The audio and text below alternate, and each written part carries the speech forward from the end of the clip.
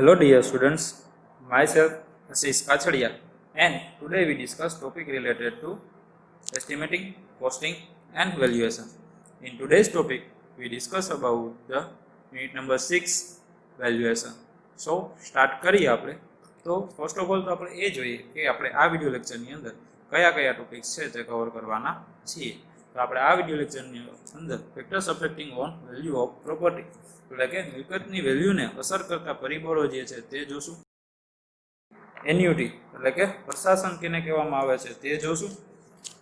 તે પછી આવે છે એમોર્ટાઇઝેશન, બરાબર, એને શું કહેવામાં આવે છે તે જોશું. તે પછી સિંકિંગ ફંડ એસએફ એટલે કે નાણાં ભંડોળ કેને કહેવામાં આવે છે તે જોશું. તે પછી યર્સ પરચેસ એટલે કે વાર્ષિક વળતર જે છે એના વિશે આપણે જોશું. અને તે પછી છે કેપિટલાઇઝ વેલ્યુ, અને કેપિટલાઇઝ વેલ્યુ કેને કહેવામાં આવે છે એટલે કે મૂડીરોકાણનું જે મૂલ્ય જે છે એ કેને કહેવામાં આવે છે તે આપણે આ લેક્ચરની અંદર જોશું. તો સ્ટાર્ટ કરીએ આપણે. તો ફર્સ્ટ ઓફ ઓલ તો આપણે જોઈએ કે factors affecting on value of property એટલે કે મિલકતની વેલ્યુને અસર કરતા પરિબળો છે એ કયા કયા રહેલા છે. તો એની અંદર જોઈએ તો કે the various factors affecting value of property are એટલે કે મિલકતની વેલ્યુને અસર કરતા પરિબળો છે એ કયા કયા છે તો કે નીચે મુજબ રહેલા છે. એમાંનું પહેલું છે ડિમાન્ડ એન્ડ સપ્લાય એટલે કે પુરવઠો અને માંગ. તે પછી આવે મેન્ટેનન્સ એટલે કે જાળવણી. તે પછી આવે છે રાઇઝિંગ પોપ્યુલેશન એટલે કે જનસંખ્યામાં વધારો થવો. તે પછી આવે છે અબનોર્મલ કન્ડિશન એટલે કે અસાધારણ પરિસ્થિતિઓ. તે પછી આવે છે કોસ્ટ ઓફ કન્સ્ટ્રક્શન એટલે કે બાંધકામનો જે ખર્ચ થયો હોય તે. તે પછી આવે છે પર્પઝ ઓફ પરચેસ એટલે કે ખરીદવાનો હેતુ શું રહેલો છે તે.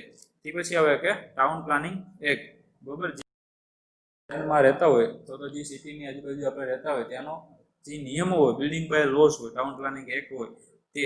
તે પછી ક્લાઇમેટ કન્ડિશન એટલે કે વાતાવરણની સ્થિતિ. તે પછી આવે લાઈફ એટલે કે આયુષ્ય.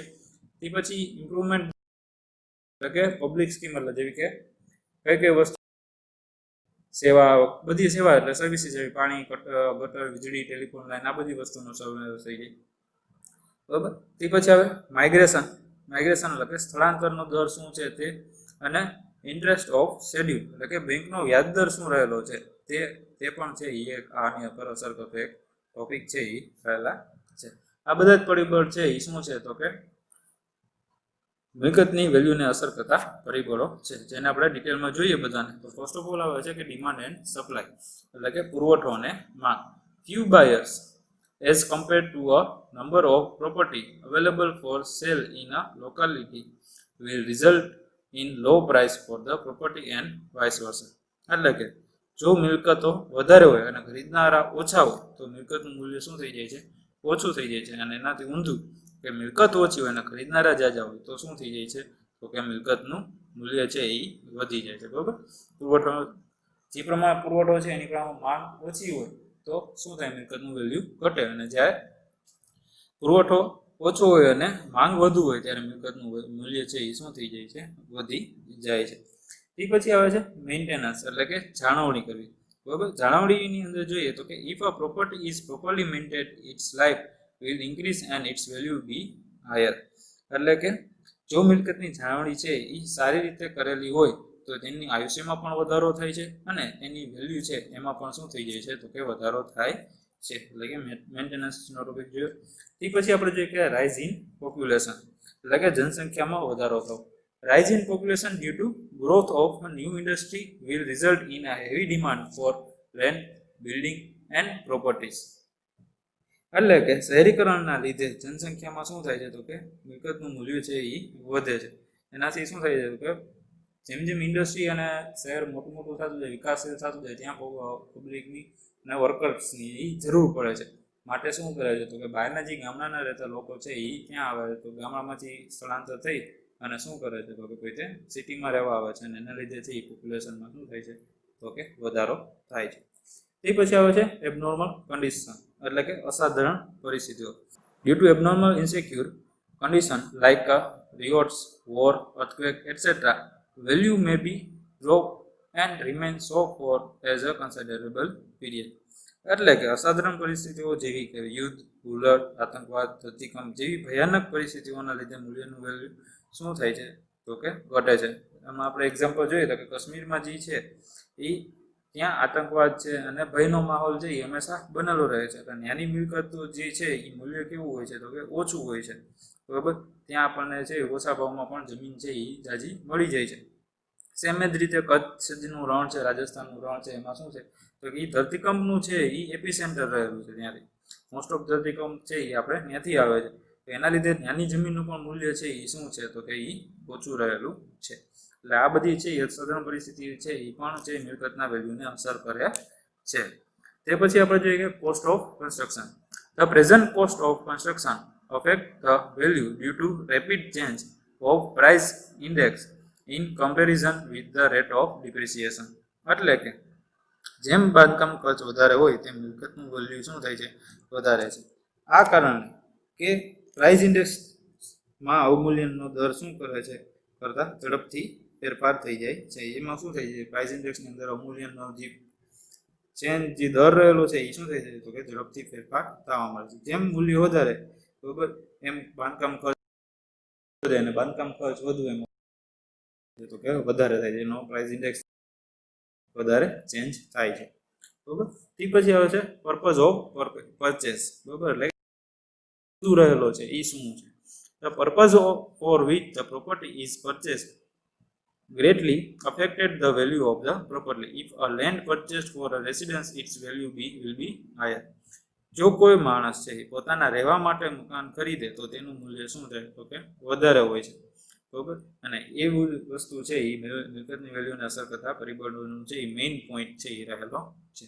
તમે કોઈ પણ જમીન અથવા તો છે એ આપણે ખરીદી હોય એ શેના માટે ખરીદી હોય તો કે રેસિડન્સ બનાવવા અથવા તો ફેક્ટરી બનાવવા કે એ રીતે ખરીદી હોય તો રેસિડન્સ બનાવવા માટે જો તમે જમીન ખરીદેલી હોય તો એનું મૂલ્ય છે એ વધારે હોય. જ્યારે ફેક્ટરી બનાવવા માટે એની જમીન ખરીદી હોય તો એ છે એની વેલ્યુ એટલી બધી રેસિડન્સના પ્રમાણમાં એટલી બધી આપણને મળતી નથી. એ પછી છે ટાઉન પ્લાનિંગ એક્ટ, બરાબર. If the planning authority of the locality decide to convert a particular residential zone into a commercial zone, there will be sudden shooting up of the values in that area.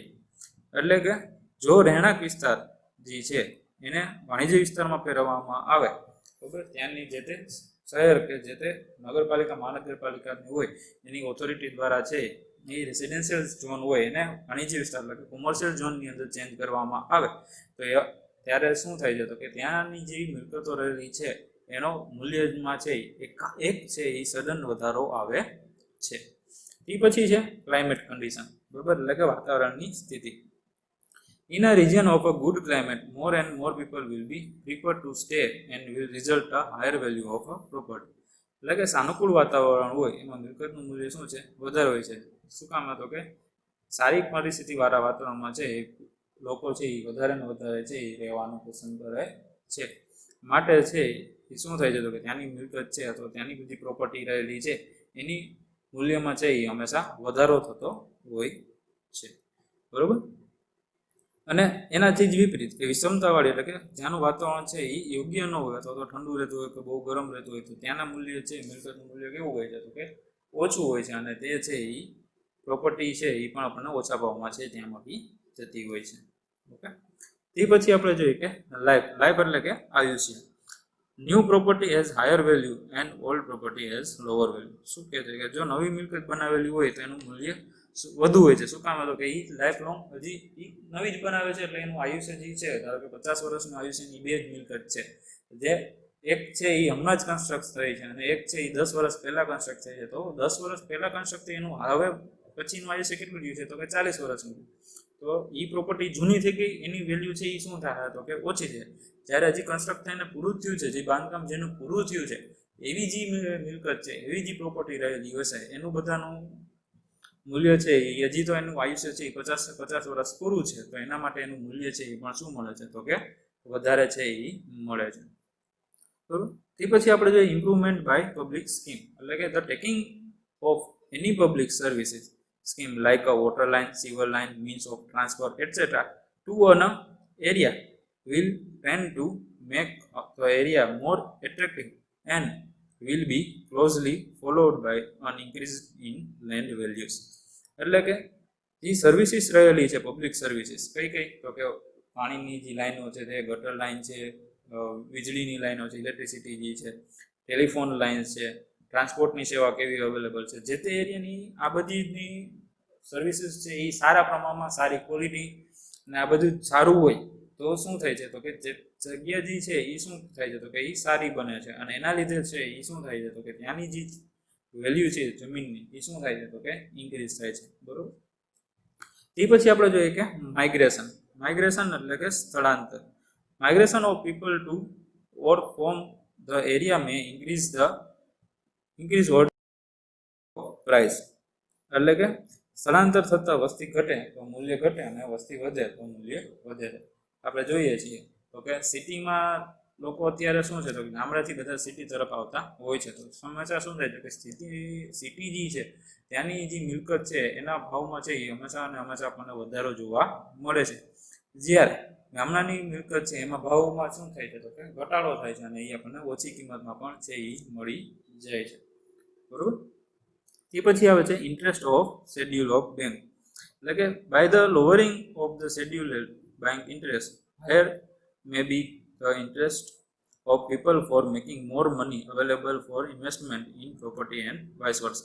શું કહે છે તો કે બેંકનો interest છે એ જેમ ઓછો હશે, જેમ એ ઓછો કરતા જશે એમ પબ્લિક શું કરશે તો કે એ પોતાનું મૂડી રોકાણ છે એ વધારશે. શું કામે તો કે એ બેંક પાસેથી પૈસા લઈ અને બીજી ગમે ત્યાં પ્રોપર્ટી ખરીદશે અને એના લીધે શું થઈ જશે તો કે ઇન્વેસ્ટમેન્ટ છે એ પ્રોપર્ટીમાં વધી જશે, એટલે એનું લીધે લેન્ડ છે અથવા તો કોઈ પણ પ્રોપર્ટી છે એની મિલકતનું આયુષ્ય શું થઈ જશે તો કે એની કિંમત જે છે અને આયુષ્ય છે એ બંને બધું વધી જશે. એનાથી ઊંધું કે જેમ બેંક છે એ પોતાનું જે ઇન્ટરેસ્ટ છે એ વધારશે તો પબ્લિક છે એ લોન અથવા તો પૈસા જે છે એ ઓછા ઉપાડશે અને એના હિસાબે શું થશે તો કે બહાર છે કે મિલકતની લેવાલી થશે નહીં અને એના હિસાબે જે લેન્ડ અથવા તો જે મિલકત છે કોઈ પણ એનું શું થશે તો કે મૂલ્યમાં છે એ ઘટાડો આવશે, બરોબર. આજે આપણે બધા જોયા 12 જેટલા ટોપિક તે શેના હતા તો કે મિલકતની વેલ્યુને અસર કરતા પરિબળો હતા.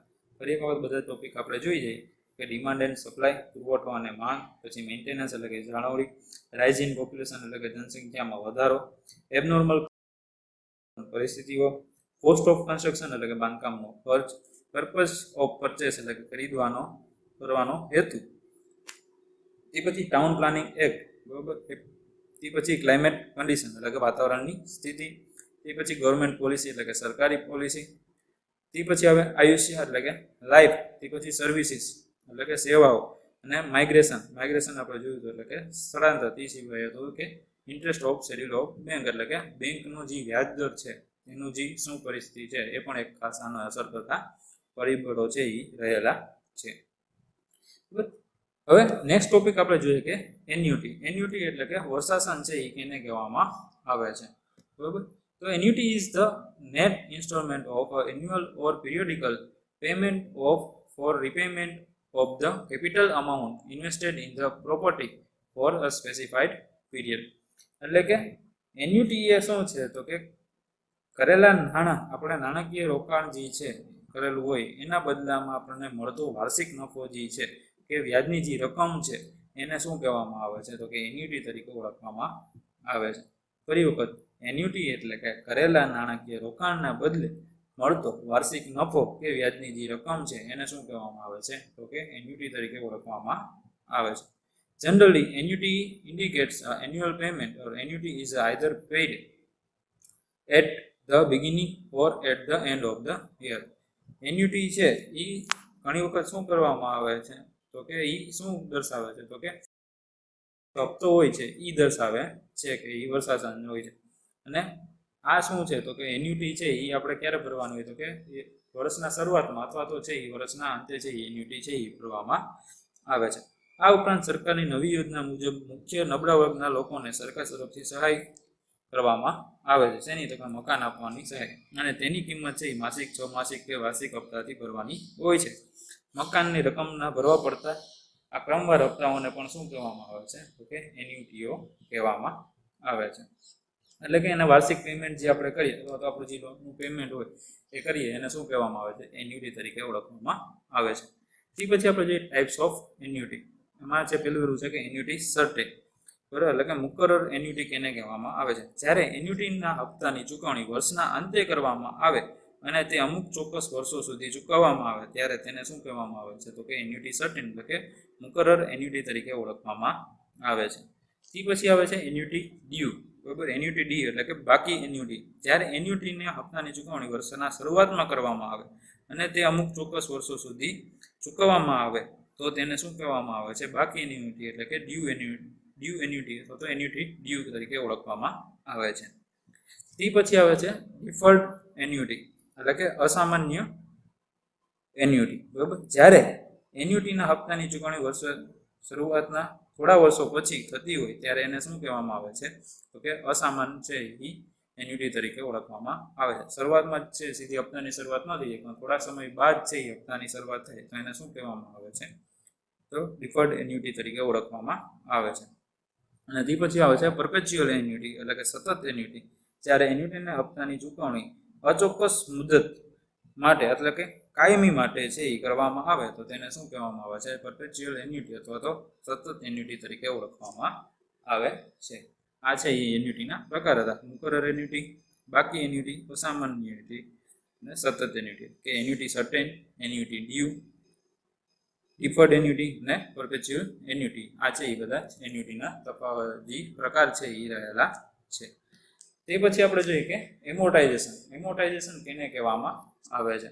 તો એમોર્ટાઇઝેશનની અંદર જોઈએ તો કે when the payment of a debate is made by a series of equal periodic installment, it is known as a amortization. બરોબર, એમોર્ટાઇઝેશન કેને કહેવામાં આવે છે? તો કે કેટલીક વખત છે એ મિલકતની ખરીદી માટે લોન લઈ લોનના હપ્તા ભરી ચૂકવણું કરવામાં આવે છે તેને અને લોનના નાણાંને ચોક્કસ સમયગાળાના સરખા રકમના હપ્તાથી ચૂકવણીની પદ્ધતિને શું કહેવામાં આવે છે? તો કે એમોર્ટાઇઝેશન છે એ કહેવામાં આવે છે. ટૂંકમાં આપણે જે ઇન્સ્ટોલમેન્ટ લોન લઈને અને લોનના હપ્તાજી પાસે લોન ભરવા માટે જે હપ્તા ભરીએ એને શું કહેવામાં આવે છે? તો કે એમોર્ટાઇઝેશન તરીકે ઓળખવામાં આવે છે. ઇન્સ્ટોલમેન્ટ ઓફ લોન, એટલે કે હપ્તાની રકમ છે એના શેના વડે ગણવામાં આવે છે? તો કે પી ઇન્ટુ આઈ પ્લસ એસએફ. બરાબર, પી એટલે કે શું? તો કે અમાઉન્ટ ઓફ લોન એટલે આપણે લીધી હોય તે. આઈ એટલે કે વ્યાજનો દર, જે લોન છે એ કેટલા વ્યાજે લીધી છે તે. અને એસએફ એટલે કે સિંકિંગ ફંડ, નાણાં ભંડોળ જે આપણું રહેલું હોય તે. બરાબર, એના ઉપરથી આપણે એની સિંકિંગ ફંડનું ઇક્વેશન છે જે શું રહેલું છે? તો કે આઈના છેદમાં 1 + i⁻n - 1 એ આની અંદર મૂકીએ એટલે આપણને નવું ઇક્વેશન શું મળે? તો કે p બરાબર 1 + i⁻n × i ના છેદમાં 1 + i⁻n - 1. આવું ઇક્વેશન છે એ આપણને મળે છે. ઓકે, આ છે એ આપણે શું જોયું? તો કે એમોર્ટાઇઝેશન. એમોર્ટાઇઝેશન એટલે શું થાય? તો કે કેટલીક વખત મિલકતની ખરીદી માટે લોન લઈ અને લોનના હપ્તા ભરી ચૂકવણું કરવામાં આવે છે. લોનના નાણાંને ચોક્કસ સમયગાળાને સરખી રકમના હપ્તાથી ચૂકવવાની પદ્ધતિને એમોર્ટાઇઝેશન કહે છે.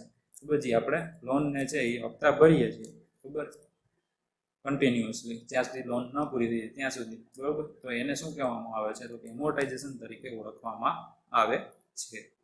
બરાબર, તે પછી આપણે જોઈએ કે સિંકિંગ ફંડ. સિંકિંગ ફંડ એટલે કે નાણાં ભંડોળ છે એ એને કહેવામાં આવે છે. બરાબર, તો સિંકિંગ ફંડની અંદર જોઈએ કે sinking fund is an amount which has to be set aside at a fixed interval of time out of the gross income so that at the end of the usual life of the building or a property the fund should accumulate to the initial cost of the property. શું કહે છે? તો કે મર્યાદિત આયુષ્ય ધરાવતી મિલકતનું આયુષ્ય પૂર્ણ થતાં તેની આવક શું થઈ જાય છે? તો કે બંધ થઈ જાય છે. જો આવક છે એ કાયમી ધોરણે ચાલુ રાખવી હોય તો મિલકતનું આયુષ્ય પૂર્ણ થઈ આપણે એને શું કરવું? નવી મિલકત ખરીદી શકાય તે માટે નાણાંની છે એ જોગવાઈ કરવી પડે છે. આ જરૂરી નાણાં ભંડોળને શું કહેવામાં આવે છે? તો કે નાણાં ભંડોળ અથવા તો સિંકિંગ ફંડ તરીકે ઓળખવામાં આવે છે. એટલે કે મિલકતનું આયુષ્ય પૂરું થઈ જાય પછી આપણે નવી મિલકત ખરીદી હોય તો શું કરવું પડે? તો કે એના માટે છે પહેલેથી શું કરવામાં આવે છે? તો કે પૈસા છે એ જમા કરી દેવામાં આવે છે. પૈસા છે આપણે જમા કરતા જઈએ એક જગ્યાએ અથવા એક એકાઉન્ટની અંદર.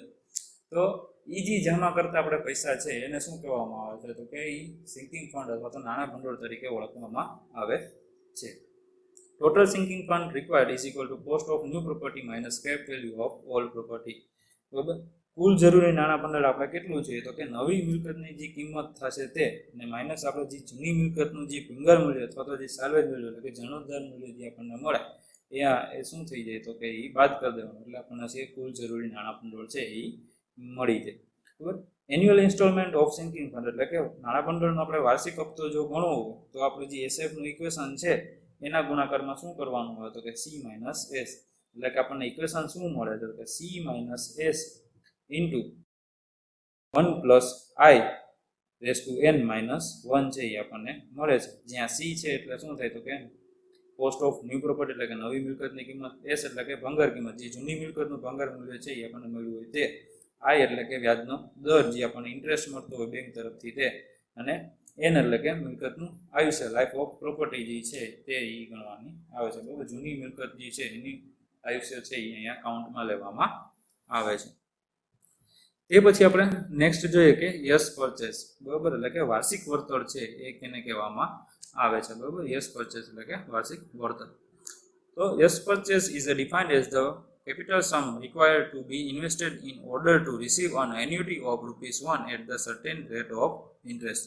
એટલે કે ₹1 જેટલી ચોખ્ખી વાર્ષિક આવક આય વ્યાજના દરે કાયમી ધોરણે મેળવવા માટે કરવા પડતા જરૂરી રોકાણને શું કહેવામાં આવે છે તો કે વાર્ષિક આવક તરીકે, વાર્ષિક વળતર તરીકે ઓળખવામાં આવે છે. યસ પરચેસ તરીકે શું કહે છે કે મારે ₹1 જેટલી મારે ચોખ્ખી દર વર્ષે મને ₹1 તો મળવો જોઈએ બરાબર. એના માટે વ્યાજનો દર તમને ફિક્સ કરી દીધો આઈ, તો ₹1 રોકવા માટે વ્યાજ એટલા વ્યાજના દરે, આઈ વ્યાજના દરે મારે કેટલા રૂપિયા રોકવા પડે જે છે એને શું કહેવામાં આવે છે તો જરૂરી જે રોકાણ કરીએ છીએ એને શું કહેવામાં આવે છે તો કે એને વાર્ષિક વળતર તરીકે ઓળખવામાં આવે છે. યસ પરચેસ તરીકે ઓળખવામાં આવે છે.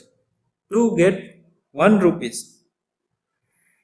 per year at an interest rate I, amount required to be deposited 1 plus 1 upon I. શું કહે છે જો આઈ વ્યાજના દરે ₹1 જેટલી ચોખ્ખી વાર્ષિક આવક જોઈતી હોય તો જરૂરી મૂડી રોકાણ કેટલું જોઈએ છે કે 1 ગુણાકારમાં 1/, આઈ જેટલું છે એ આપણે મૂડી રોકાણ છે એ કરવું પડે. સેમ એ જ રીતે કે ટુ ગેટ ₹X એટલે કે તમારે જેટલા રૂપિયા મેં વાર્ષિક ધારો કે તમારે ₹10,000 જે તમને મળવા જોઈએ તો એના માટે આપણે જોઈએ કે 10,000, 20,000 જે પણ વેલ્યુ આપણે ધારવી હોય અહીંયા લખી શકીએ. તો two gate ₹X per year at interest rate I, amount required to be deposited X into 1 upon I. એટલે કે તમારે વ્યાજ આઈ ના દરે બરાબર ₹X જેટલી ચોખ્ખી આવક, વાર્ષિક આવક જોઈતી હોય તો આપણે જે જરૂરી મૂડી રોકાણ કરવું પડે એને શું કહેવામાં આવે છે તો કે X plus 1 upon I છે એ એને તરીકે ઓળખવામાં આવે છે બરોબર. તે પછી આપણે આગળ જોઈએ તો કે હિયર અહીંયા છે એ 1 upon I શું થઈ જાય તો કે વાર્ષિક વળતર તરીકે ઓળખવામાં આવે છે. 1 upon I છે એને શું કહેવાય તો કે વાર્ષિક વળતર તરીકે ઓળખવામાં આવે છે બરોબર. તો capitalise value is equal two શું થઈ જાય એના ઉપરથી તો કે વાર્ષિક આવક ઇન્ટુ યસ પરચેસ બરોબર. વાર્ષિક આવક ગુણાકારમાં શું થઈ જાય તો કે યસ પરચેસ એટલે કે જે વાર્ષિક વળતર જે આપણને મળે એના ગુણાકારમાં વાર્ષિક આવક, તો એ આપણે શું થઈ જાય તો કે આપણું મૂડી રોકાણ છે એ થઈ જાય કેપિટલાઇઝ વેલ્યુ તરીકે જેને આપણે ઓળખીએ છીએ. શોર્ટ ફોર્મમાં CV is equal to NI into YP. તે પછી આપણે જોઈએ કે સિંગલ રેટ વાર્ષિક વળતર એટલે કે સિંગલ રેટ YP કેને કહેવામાં આવે છે બરાબર. ટુ કેલ્ક્યુલેટ YP એટલે કે yes purchase when the rate of interest on capitalized investment and rate of interest for deposit of sinking fund is considered same, then this is known as the YP of a single rate. એટલે કે જો મુદ્દલ માટે વ્યાજનો દર I અને sinking fund માટેનો વ્યાજનો દર છે એ IS એટલે બંને શું હોય તો કે સરખા હોય બરોબર. જેટલું આપણે મુદ્દલ છે એનો વ્યાજ દર અને જે આપણે સિંકિંગ ફંડ એટલે કે આપણું જે નાણાં ભંડોળ છે એના માટે પણ વ્યાજનો દર બંને સેમ હોય તો શું કરવામાં આવે છે તો કે તેને વાર્ષિક વળતરને આપણે શું કહીએ છીએ તો કે સિંગલ રેટ વાર્ષિક વળતર તરીકે ઓળખીએ છીએ. તે પછી ડબલ રેટ વાર્ષિક વળતર અથવા ડબલ રેટ યસ પરચેસ કેને કહેવામાં આવે છે to calculate YP when the rate of interest on capital is different from the rate of interest on sinking fund. This is known as YP for a dual rate. એટલે કે જો મુદ્દલ માટેનો વ્યાજનો દર અને સિંકિંગ ફંડ માટે એટલે કે નાણાં ભંડોળ માટેનો વ્યાજનો દર બંને જુદા જુદા હોય તો વાર્ષિક વળતરને શું કહેવામાં આવે છે? તો કે ડબલ રેટ વાર્ષિક વળતર તરીકે ઓળખવામાં આવે છે. બરોબર, સિંગલ રેટ અને ડબલ રેટ. સિંગલ રેટમાં શું હોય તો કે મુદ્દલનો અને નાણાં ભંડોળનો બંનેનો વ્યાજનો દર સરખો હોય તો એને સિંગલ રેટ વ્યાજ નાણાં ભંડોળ વાર્ષિક વળતર કહેવાય. જ્યારે ડ્યુઅલ રેટમાં જે મુદ્દલ માટે અને સિંકિંગ ફંડ એટલે કે નાણાં ભંડોળ માટે બંને માટે વ્યાજનો દર છે એ કેવો હોય છે? તો કે અલગ અલગ હોય છે. તો એને શું કહેવામાં આવે છે? તો કે ડબલ રેટ વાર્ષિક વળતર તરીકે ઓળખવામાં આવે છે. બરોબર, તે પછી આપણે જોઈએ કે કેપિટલાઇઝ વેલ્યુ. બરોબર, કેપિટલાઇઝ વેલ્યુ એને કહેવામાં આવે છે એટલે કે મૂડી રોકાણનું વેલ્યુ છે, આપણે જે રોકાણ કરવું છે એનું જે મૂલ્ય રહેલું છે એ કેને કહેવામાં આવે છે? તો the capitalized value of a property is the sum of amount the interest on which the highest privilege rate would be equal to the net income out of the property. એટલે કે મિલકતનું મૂડીરોકાણનું મૂલ્ય એટલે કે એવી રકમ કે જેના ઉપર વધારેમાં વધારે પ્રચલિત વ્યાજના દરથી જે વ્યાજે આપણને રકમ મળે તે મિલકતની ચોખ્ખી આવકના બરાબર હોય એને શું કહેવામાં આવે છે? તો કે મૂડીરોકાણ છે એને મિલકતનું મૂડીરોકાણનું મૂલ્ય છે એ કહેવામાં આવે છે. To know the capitalized value of a property, it is required to know the net income from the property and the highest privilege rate of interest. એટલે કે મિલકતનું મૂડીરોકાણનું મૂલ્ય છે એ જાણવા માટે મિલકતમાંથી થતી ચોખ્ખી આવક તેમજ તેના વ્યાજના મહત્તમ દર વિશે છે એ આપણે જાણવું છે એ જરૂરી બને છે. તો મૂડીરોકાણનું મૂલ્ય છે એ શું થઈ જાય? તો કે ચોખ્ખી આવક છે એના ગુણાકારમાં વાર્ષિક વળતર CV = NI × YP, જે આપણે આગળ જોયું હતું એના બરાબર થાય. ઓકે, તો આપણે આ વિડીયો લેક્ચરની અંદર છે એ ટોટલ માંથી 6 ટોપિક જોયા. જેની અંદર છે શેનો સમાવેશ થતો હતો? તો કે મિલકતની વેલ્યુને અસર કરતા પરિબળો, જેની અંદર પુરવઠો અને માંગ, જાળવણી, જનસંખ્યામાં વધારો, સાધારણ પરિસ્થિતિઓ, બાંધકામનો ખર્ચ, ખરીદી કરવાનો હેતુઓ, ટાઉન પ્લાનિંગ એક્ટ, વાતાવરણની સ્થિતિ, આયુષ્ય, સેવાઓ, સ્થળાંતર, આ બધી વસ્તુનો સમાવેશ થતો હતો. તે સિવાય આપણે એન્યુટી એટલે કે વર્ષાસન કેને કહેવામાં આવે છે તે જોયું હતું. તે પછી એમોર્ટાઇઝેશન કેને કહેવામાં આવે છે, નાણાં ભંડોળ કેને કહેવામાં આવે છે, વાર્ષિક વળતર કેને કહેવાય, અને લાસ્ટમાં આપણે જોયું હતું કે કેપિટલાઇઝ વેલ્યુ એટલે કે મૂડી રોકાણનું મૂલ્ય છે એ કેને કહેવાય તે આપણે જોયું. Okay, thank you.